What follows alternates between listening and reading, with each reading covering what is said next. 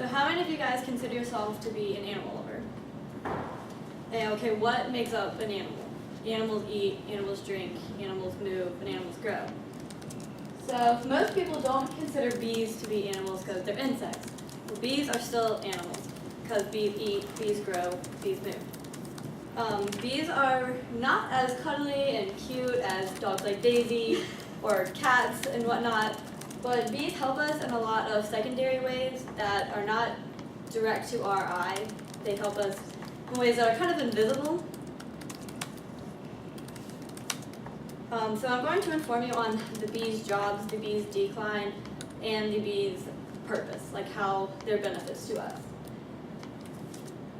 So bees have lots of duties because they have a very complex environment. They have to, busy as a bee, they have to support themselves 24/7 with all these different jobs and duties. They can't depend on anybody else or anything else to do that job except for themselves.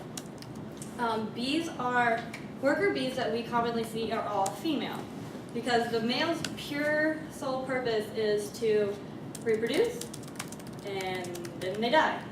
So that leaves the women kind of ruling the whole community. Some of the jobs are varied off by the age of the day because bees don't live very long.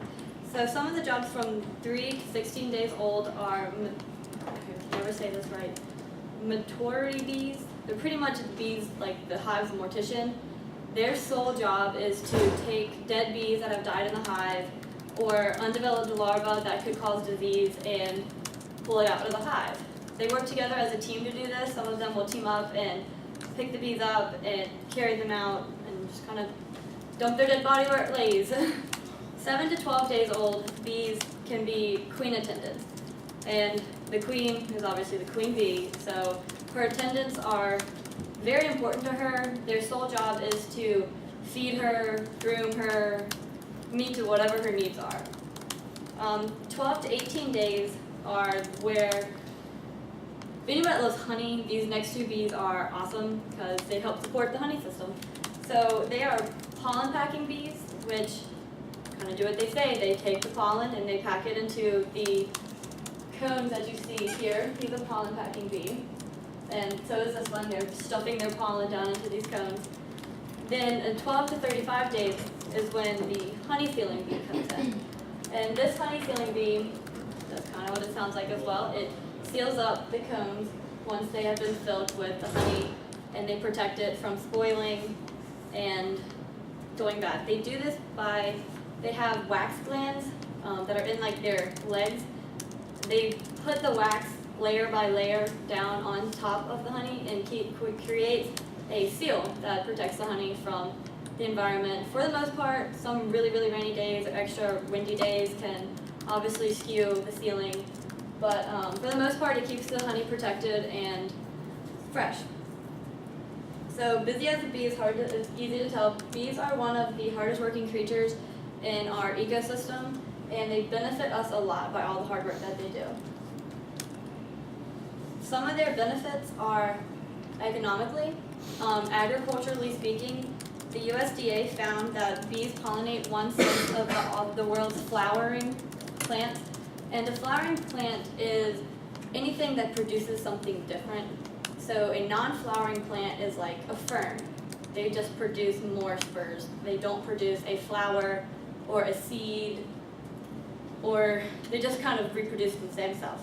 So corn is one of the huge flowering plants that bees help with, that helps our economically and crops with culture.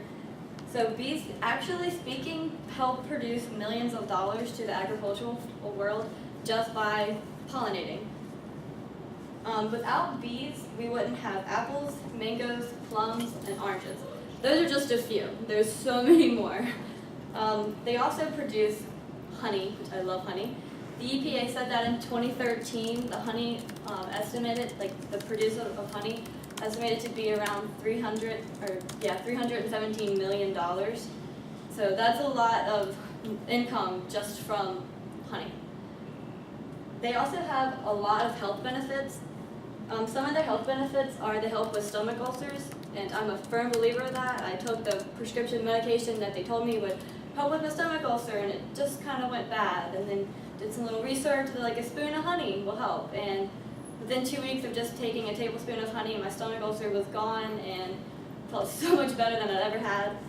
And they also prevent some cancers and decrease the chance of getting a heart disease. They help us also, something that we're going to be seeing as the changing of season comes up, they help with sore throats, coughing, and upper respiratory infections. A study done by the U.S. National Library of Medication found that parents prefer honey over prescription medication for when their child cannot sleep or their child has a cold. So bees help us in a lot more ways than we think. The problem is bees are becoming a little bit more rare, and it's hard to make the demand of honey and bee products because we're having a decline. So it's important that we recognize and know that this decline can hurt us, and we need to know what causes the decline. So the decline is caused by a lot of different factors, but one of the number one factors is pesticides.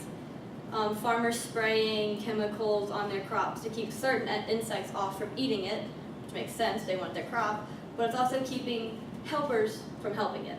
So when the chemicals from the pesticides go in or get into the bee's system, it weakens it, therefore enabling it to do its job, and then because it can't do its job, it just kind of dies. So that is not very good, and that is causing a lot of problems in the agricultural world.